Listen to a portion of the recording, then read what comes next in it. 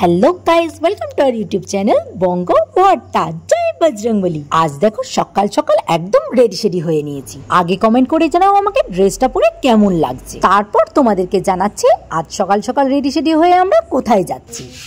আসছি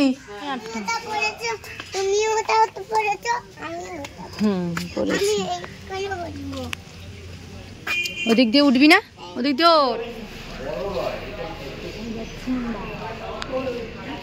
কোথায় যাচ্ছি? মা কালী কালী যাচ্ছি।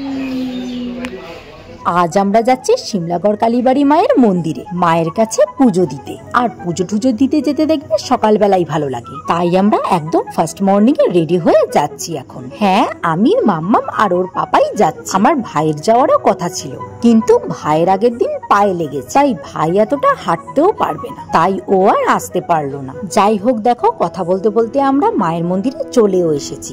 এবার চলো পুজো দেওয়ার জন্য ফুল, মালা, সন্দেশ, ধূপকাঠি, মোমবাতি সব কিনে নিই। এখানে মন্দিরের চারিপাশে অনেক দোকান আছে, সেখানেরই এক দোকানে আমরা এখন চলে এসেছি। আর আজকে আমরা পুজো দেব দু জায়গায়, মানে পুজোর জন্য দুটো ডালা নিয়েছি। একটা আমার ভাই আর আমার পাপার নামে পুজো দেব, আর একটা মামামের পাপার নামে পুজো দেব। জানো তো, আমি শিমলাগড় কালীবাড়িতে এভাবে কোনোদিনও পুজো দিতে আসিনি, মানে এইভাবে সকালবেলা স্নান টান করে কোনোদিনও পুজো দিতে আসিনি। এসেছিলাম একবার, কিন্তু সেটা সন্ধ্যাবেলা। আমার মা কোভিড থেকে যখন সুস্থ হয়ে উঠেছিল তখনই তো মাম্মাম হয়েছিল। তখন একদিন বিকেলে মা আর মাম্মামকে নিয়ে আমরা সবাই পুজো দিয়ে গেছিলাম এই মায়ের মন্দিরে। এছাড়া কিন্তু এই মন্দিরের পাশের রোড দিয়ে ছোটবেলা থেকে বহুবার যাতায়াত করেছি, কারণ এই রাস্তা দিয়েই সোজা আমার মামা বাড়ি যেতে হয়। কিন্তু সেভাবে কোনোদিনও পুজো দিতে আসা হয়নি। আজ যেভাবে পুজো দিতে এসেছি। আর আজ শুধু পুজো না, আজ অঞ্জলিও দেব। এই দেখো পুজোর সরঞ্জাম সব কেনা হয়ে গেছে, এবার চলো যাই পুজো দিতে।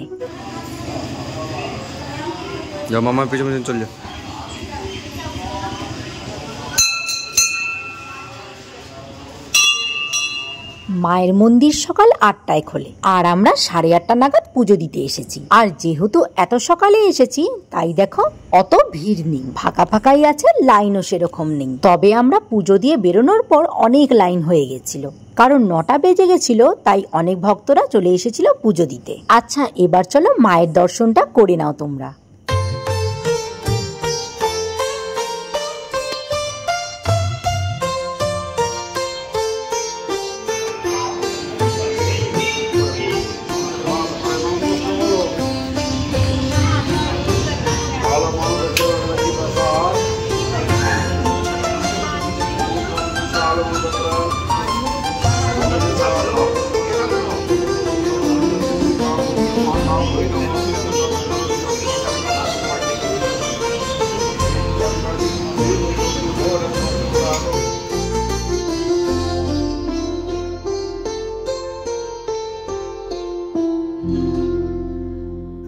আচ্ছা, এবার তোমাদের আমি বলি আজকে আমরা হঠাৎ এখানে পুজো দিতে কেন এসেছি। এটাও একটা আশ্চর্য ঘটনা। তোমরা তো জানোই আমার ঠাকমা মারা গেছেন 6 মাস আগে, আর ঠাকমা আমার কাছে কতটা প্রিয় ছিল সেটাও তোমরা জানো। মাস 3 আগে একদিন ভোরবেলা আমাকে ঠাকমা স্বপ্ন দেখায়, মনা তুই শিমলাগড় মায়ের কাছে একদিন পুজো দিস। আর আজ তাই ঠাকমার শেষ ইচ্ছাটাও পূরণ করলাম। আর এছাড়াও ঠাকমা আমাকে আরো কিছু স্বপ্নে বলে, আর কিছু জিনিস করতেও বলে, আর সেগুলো আমি ঠিক করে নিয়েছি। সবকিছুই করব ঠাকমার শেষ ইচ্ছা রাখতে আর তার সন্তানের শুভকামনায়। আর সেই জিনিসগুলো সবকিছুই তোমাদের সাথে শেয়ার করব, আর তার জন্য তোমরা অপেক্ষা করো।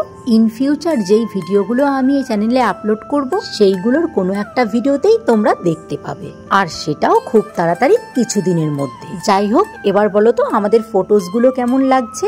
এই সবকটা ফটোজই পুজো দেওয়ার পর তুলেছি। আর লাস্টের ফটোটা দেখো, পাশেই অনেকে পুজো দিতে এসেছিল, তাদের মধ্যেই একজনকে বললাম তুলে দিতে, তারাই আমাদেরকে তুলে দিল ফটোটা। মামা এখন আবার বায়না করছে গদা নেবে। গদা নিচ্ছে, কোনটা নিয়েছে? গদা আগে দেখে নে, বাড়ি গিয়ে তারপরে কোনটা নিবি? গদা নিবি না পাখি নিবি? কোনটা নিবি? জয় দাদার গদা নিবি? থাক, ছাড়ো ছাড়ো, গদা নিচে। আর টাইম নষ্ট করবো, ট্রেন ধরবো আমরা, আবার দেরি হয়ে যাবে।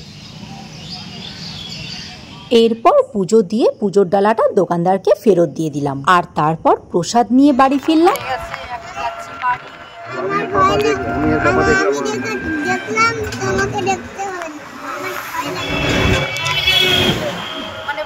লাগছে, আমার দেখতে এত ভয় লাগছে, আমি সরে গেছি। কিন্তু এ বসে বসে দাঁড়িয়ে দাঁড়িয়ে সব পুরো পরিটা দেখেছি। দেখে আমাকে বলছে, মামা ওখানে কি হলো, আবার একটা ছাগল দাঁড়িয়েছে, আবার হবে। এত সাহস, ও দাঁড়িয়ে দাঁড়িয়ে সব দেখেছে। ভয় লাগেনি মাম্মা? না একটুও ভয় লাগেনি? কি বলবো বলো, কিচ্ছু বলে। যাই হোক, এখন ট্রেন ধরবো, যাচ্ছি। ট্রেনের টাইমও হয়ে গেছে, চলো। আজকের ব্লগটা এখানেই শেষ করলাম। দেখা হচ্ছে নেক্সট ভিডিওতে। ততক্ষণের জন্য ভালো থেকো, সুস্থ থেকো। ভিডিওটা ভালো লাগলে লাইক, কমেন্ট, শেয়ার করতে ভুলো না কিন্তু। টাটা।